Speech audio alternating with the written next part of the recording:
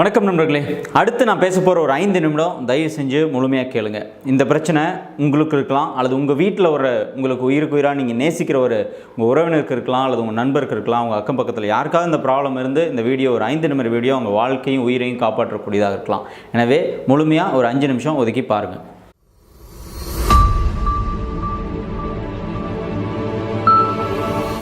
போன வாரம் வரைக்கும் ரொம்ப திடகாத்திரமாக இருந்த ஒரு மனிதர், நமக்கு வாழ்க்கை முழுவதும் எந்த நோயுமே வராது, நமக்கு இந்த நோய் வந்துட போதா அப்படின்னு சொல்லி இரும்பு மாதிரி இருந்த ஒரு நபர் இந்த ஒரே வாரத்தில் என்ன அவரோட வாழ்க்கையில் மாற்றம் அடைஞ்சிருக்கு அப்படின்னா, மிக தீவிரமான மோசமான ஒரு நோயினால் பாதிக்கப்பட்டிருக்கிறார். இன்றைக்கி கூனி குறுகி வலி தாங்க முடியாமல், எப்போ நமக்கு என்ன சம்பவிக்குமோ அப்படின்னு தெரியாமல் ஒரே வாரத்தில் வாழ்க்கையே மாறி ஆனால் வாழ்ந்துட்டுருக்காரு. ஆனால் வாழ்க்கை மிகப்பெரிய கேள்விக்குறியோடு வாழ்ந்துட்டுருக்காரு.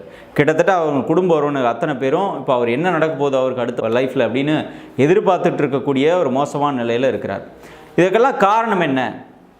இதே மாதிரி நிலையில் நிறைய பேர் நம்ம சுற்றி இருந்துகிட்ருக்குறாங்க. இதுக்கெல்லாம் மிக முக்கியமான காரணம், அவருடைய நிலைக்கு காரணம் என்ன அப்படின்னா, சிரோட்டிக் லிவர், ஆல்கஹாலிக் சிரோட்டிக் லிவர் அப்படிங்கிற குடியினால் ஏற்பட்ட ஈரல் இசிவு நோய். இன்றைக்கி 100 பேரில் 30க்கு மேற்பட்ட நபர்கள் குடி நோயாக மாற்றப்பட்டு குடி நோயாளியாக மாறுகின்றார்கள். அந்த குடி நோயாளியாக மாறுவர்கள் யாருன்னா, கிட்டத்தட்ட ஒரு வாரத்தில் ஒரு 2 நாளுக்கு மேலே மது எடுப்பாங்க அப்படின்னாலே அவங்க குடி நோயாளிகள் தான். ரொம்ப முக்கியமாக மன வருத்தத்தோடு சொல்கிறது என்ன அப்படின்னா, நான் ஏற்கனவே பல வீடியோக்கள் நான் போட்டிருக்கிறேன். மதுவை ரொம்ப மக்கள் குறைச்சி மதிப்பிடுறாங்க.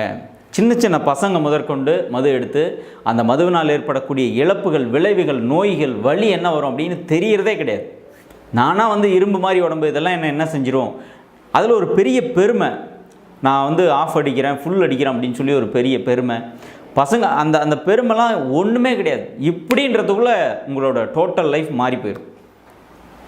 ஏன்னா சிரோட்டிக் ஆஃப் லிவர் அப்படின்றது நம்ம ஈரலோட தன்மை என்ன தெரியுங்களா? அப்போ நீங்கள் நினச்சிட்டு இருக்கிறீங்க, நான் குடிக்கிறேன், நான் அவ்வளோ குடிக்கிறேன், இவ்வளோ குடிக்கிறேன், அங்கே போகிறேன், இங்கே வரேன், நான் நல்லா தானே இருக்கிறேன் அப்படின்னு நீங்கள் நினச்சிட்டு இருக்கிறீங்க. நல்லா புரிஞ்சுக்கோங்க. ஏற்கனவே ஒரு வீடியோவில் நான் எச்சரிச்சிருக்கிறேன். ஈரல் கழுதை மாதிரி. கழுதை எவ்வளோ நீங்கள் பொதி சுமத்துனீங்களாலும் தாங்கும். ஒரு குறிப்பிட்ட பீரியட் வரைக்கும் அது ஒன்றுமே உங்களை சொல்லாது, அது போயிட்டே இருக்கும். ஆனால் படுத்துருச்சு அப்படின்னா அந்த கழுதையை நீங்கள் எழுப்பவே முடியாது. அதே மாதிரி தான் கல்லீரல்.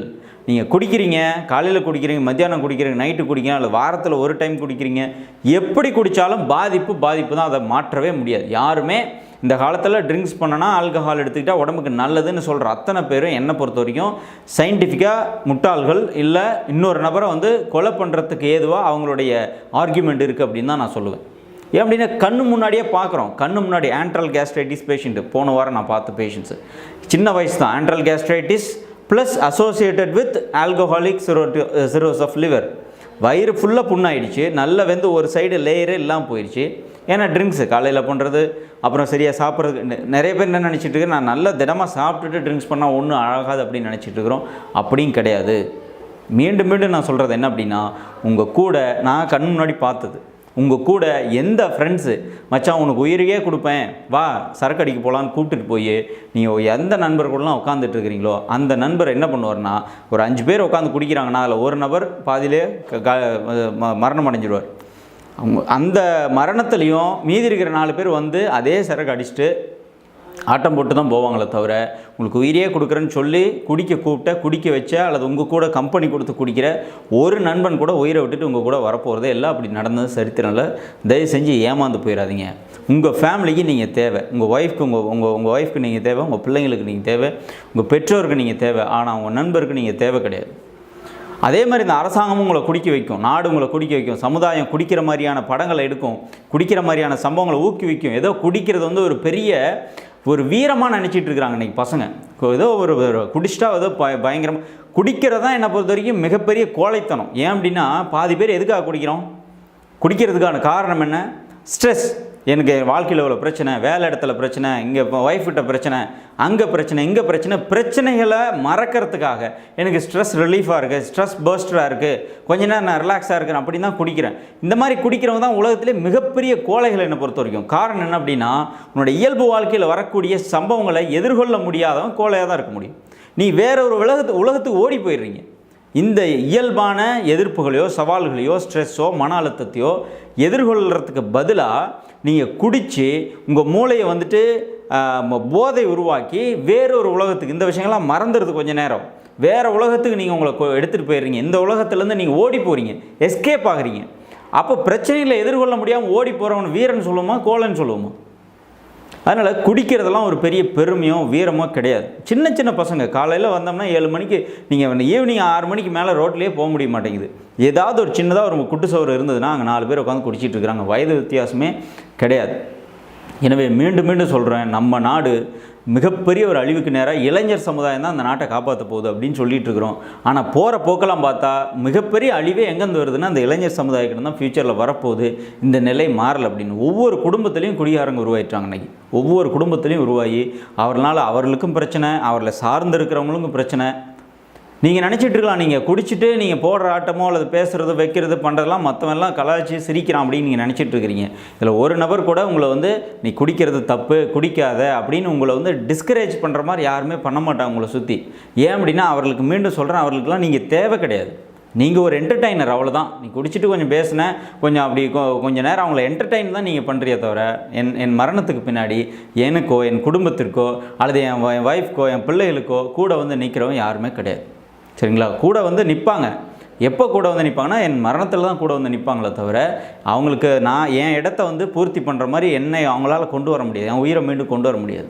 அதனால் ஃப்ரெண்ட்ஸ் கூப்பிட்றான்னு போய் குடிக்கிறவங்க அல்லது டெய்லி குடித்தா அது பெரிய நல்லதுன்னு நினச்சிட்டு இருக்கிறவங்க, அந்த அடிக்ஷன் சொல்கிற நான் அதை விட்டு என்னால் வெளியே வர முடியலன்னு சொல்கிறீங்க பாருங்கள், அது கூட ஒரு பெரிய எஸ்கேப் ஆகிற ஒரு மைண்ட் செட்டு தான் நான் சொல்லுவேன். அதுலேருந்து அடிக்ட் ஆகிட்டு அப்படி கிடையாது. அடிக்ட் ஆகிட்டேன்றதுனால நீங்கள் என்ன பண்ண போகிறீங்க? என் பிளேட்டில் வேறு ஏதாவது வச்சா நான் எனக்கு பிடிக்காத ஒன்று நான் சாப்பிட்ருவேனா, இல்லை ஒரு பெரிய மலையில் போய் நான் கீழே குதிச்சிட்றேன்னா? அந்தளவுக்கு எனக்கு யோசிக்கிறதுக்கு அறிவு இருக்கும் பொழுது நான் ஆல்கஹால்னால குடினால எனக்கு ஈரல் போயிடும், உயிர் போயிடுச்சு அப்படின்னா என் ஃபேமிலி யார் பார்ப்பாங்க? இவங்களை இந்த நடுத்தருக்கு வந்துடுவாங்களே, என் கூட உட்காந்து குடித்தவங்க ஒருத்தனும் நிற்க போகிறது இல்லையே அப்படிங்கிற அறிவு கண்டிப்பாக நமக்கு வரும். ஆனால் நீங்கள் ஒன்றே உங்களுக்கு பயம் இல்லை, குடித்தா ஒன்றும் ஆகாதுன்னு நீங்கள் நினச்சிட்டு இருக்கிறீங்க. அவனுக்கு ஆயிருக்கு, பட் எனக்கு ஆகாது. அவர் குடினால் செத்துருக்காரு, ஆனால் நான் சாக மாட்டேன். அவர் குடினால் குடல் வந்திருக்கு, எனக்கு குடல் வேகாது. அவர் குடினால் ஈரல் அழுகிருக்கு, எனக்கு அழுகாது அப்படின்னு எனக்கு அது நடக்காதுன்னு நினச்சிட்டு இருந்த நபர் தான் நான் டெய்லி பார்த்துட்ருக்கிறேன். அதனால தான் மீண்டும் நான் சொல்லிகிட்டே இருக்கிறேன், நமக்கு நடக்காதுன்னு நினைக்காதீங்க. கல்லீரல் கழுதை போல் எப்போ வேணாலும் படுக்கும். எனவே கல்லீரல் அப்படிங்கிறது பார்த்தீங்கன்னா இதயத்தின் இதயம் எனக்கு செயல்படணும், இதயம் துடிக்கணும். இதயம் எவ்வளோ முக்கியத்துவம் வாய்ந்தது. இங்கே வலிச்சதுன்னா சும்மா இருக்கிறோமா? 100 ECG போய் எடுக்கிறோம், 100 கார்டியாலஜிஸ்ட்டை போய் பார்க்குறோம், இதய டாக்டர் பார்க்குறோம், அங்கங்கே போய் பார்க்குறோம். காரணம் என்ன? இங்கே எனக்கு வலிக்குது. சும்மா கேஸ் ட்ரபிளில் வலிச்சா கூட ஓடி பார்க்குறோம்ல. காரணம் என்ன? இங்கே இதயத்தில் வலிச்சதுன்னா, இதய நோய் வந்துச்சுன்னா எனக்கு மரணம் அடைஞ்சிடுவேன் அப்படின்னு பயம் வருது இல்லை? அதே மாதிரி தான் இது இயங்கணும் அப்படின்னா, மீண்டும் சொல்கிறேன், இதயம் இயங்கணும்னா இதோட இதயம் எதுன்னா லிவர் தான், கல்லீரல் தான். கல்லீரல் இங்கே இருக்குது, வலது மேல் வயிறில் இருக்குது. கல்லீரல் நேரடியாக ஆல்கஹால்னால் சிதைக்கப்படுது, அழிக்கப்படுது, அதோட வேலைப்பாட்டை குறைச்சிக்குது. அப்போ ஆரம்பத்தில் கல்லீரலினுடைய செயல்பாடு எனக்கு குறைஞ்சிட்டு இருந்தாலும் எனக்கு எதுவுமே தெரியாது, எந்த சிம்டமும் தெரியாது. ஒன்ஸ் அந்த கல்லீரல் முழுமையாக சிதிலம் அடைஞ்சதுக்கப்புறம் அது வேலையே செய்ய முடியலன்றத போது தான் உங்களுக்கு அது தெரிய வரும். உங்களுக்கு தெரிய வரும் பொழுது வலின்னு போய் நீங்கள் ஸ்கேன் எடுத்தாலோ டாக்டர்கிட்ட பார்த்தாலோ காமாலான்னு போயிட்டீங்களாலோ அதிலேருந்து மீண்டும் ரெக்கவர் ஆகி வர்றது டஃப். ஒருவேளை இந்த நிகழ்ச்சி பார்த்துட்ருக்க, இந்த வீடியோ பார்த்துட்ருக்க நீங்கள் ஏற்கனவே ட்ரிங்க்ஸ் பண்ணி அல்லது ஆல்கஹாலிக் சிரோட்டிக் லிவர் இருக்குது, இல்லை ஏதோ ஒரு ப்ராப்ளம், எந்த ப்ராப்ளம் இல்லை நான் ட்ரிங்க்ஸ் பண்ணிகிட்ருக்கேன் அப்படின்னா தயவு செஞ்சு இன்றைக்கே தூக்கி உடைச்சிருங்க. ஒருவேளை நீங்கள் என்னை உங்களோட ஃப்ரெண்டாக பார்த்தீங்களாலோ அல்லது தம்பியாக பார்த்தாலோ அண்ணனாக பார்த்தாலோ எப்படி பார்த்தாலும் சரி, தயவு செஞ்சு ஒரு பெரிய ரிக்வெஸ்ட்டாக நான் சொல்கிறேன், நீங்கள் உங்களுக்கும் தேவை, உங்களை சார்ந்து கொஞ்சம் பேர் இருப்பாங்க உங்கள் வீட்டில். நீங்கள் யாராவது என்னை சார்ந்து என் ஃபேமிலியில் யாருமே கிடையாது, நான் தனி ஆள் தான், நான் என்ன வேணால் பண்ணுவேன்னா தயவு செஞ்சு பண்ணிக்கோங்க, ஒன்றும் பிரச்சனையே கிடையாது. ஆனால் எத்தனையோ பிள்ளைங்க, சின்ன குழந்தைங்கள்லாம் வந்துட்டீங்க, அப்பா அம்மாலாமல் தெருவில் வைக்கிறது காரணம் தெரியுமா? ஃபோனை போட்டு வாமச்சான் சரக்கு அடிக்கலான்னு கூப்பிட்றான் பார்த்தீங்களா? அவனால தான் பாதி பேருங்க தெருவில் நின்றுட்டுருக்காங்க. நிறைய நேரங்கள் ஆண்கள் என்ன நினைக்கிறாங்க அப்படின்னா, நமக்கு பின்னாடி இது என்ன நடக்கும், நமக்கு பின்னாடி இவங்கெல்லாம் எப்படி இருப்பாங்க, நான் ஒருவேளை இந்த ஃபேமிலி இல்லைனா இவங்கெல்லாம் எப்படி இருப்பாங்க அப்படிங்கிற அந்த கற்பனைக்கே அவங்க போகிறதே கிடையாது. அப்படியெல்லாம் நினச்சா அது அபசகுணம்னு நினச்சிக்கிறாங்க. அப்படி கிடையாது. நீங்கள் அப்படி ஒரு டைம் யோசிச்சு பாருங்களேன். நீங்கள் உங்கள் காலையில் நான் மாலை வீட்டுக்கு வரும்போது நீ போதையிலே போனாலும் உன்னை நோக்கி 2 பேர் ஓடி வராங்க பார்த்தீங்களா? அவங்க நீ இல்லைனா எப்படி இருப்பாங்க? உங்களுடைய ஆப்சண்ட்டில் அந்த ஃபேமிலி சுச்சுவேஷன் எப்படி இருக்கும்? நான் கண்ணார பார்த்துட்ருக்கிறேன். நேற்று வரைக்கும் நல்லபடியாக ராஜா மாதிரி வாழ்ந்த குடும்பம் அடுத்த நாள் ஒருவேளை சாப்பாட்டுக்கு பக்கத்தில் போய் கையேந்தி நிற்கிறத நான் பார்த்துருக்குறேன்.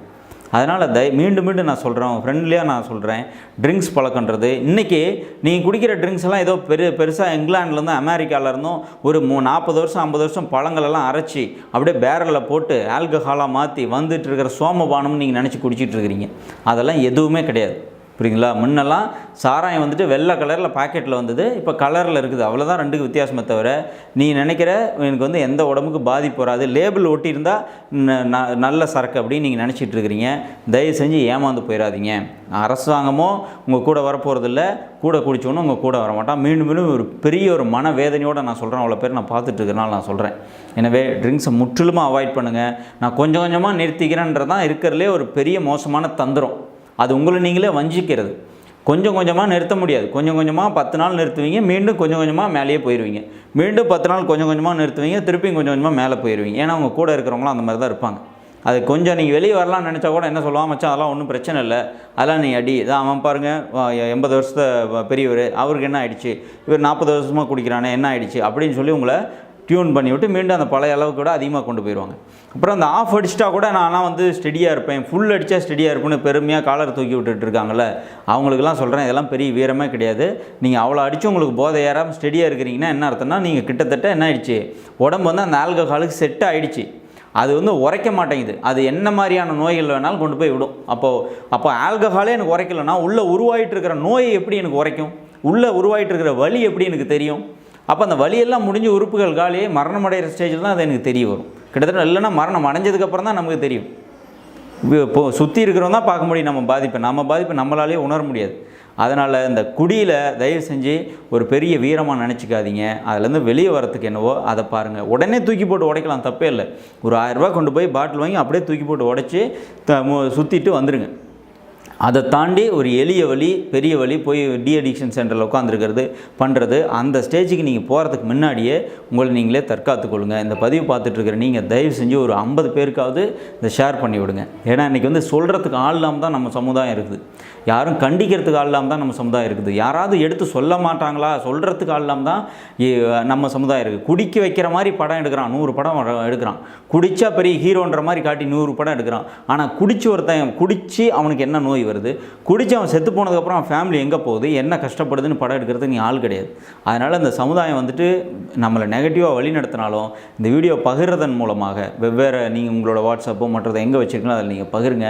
பார்க்குற அட்லீஸ்ட் ஒரு நபர் விடுதலை ஆக முடியும், ஒரு நபர் இந்த அடிமைத்தனத்துலேருந்து வெளியே வர முடியும், ஒரு குடும்பம் காப்பாற்றப்பட முடியும். அப்படின்னா அந்த புண்ணியம் என்ன கிடையாது, ஷேர் பண்ணுற உங்களையே சேரும். எனவே ஆல்கஹால் ஒருபோதும் நண்பன் கிடையாது, மிகப்பெரிய எதிரி. ஆல்கஹாலை எதிரியாக பாருங்கள், நண்பனாக பார்க்காதீங்க. நன்றி, வணக்கம்.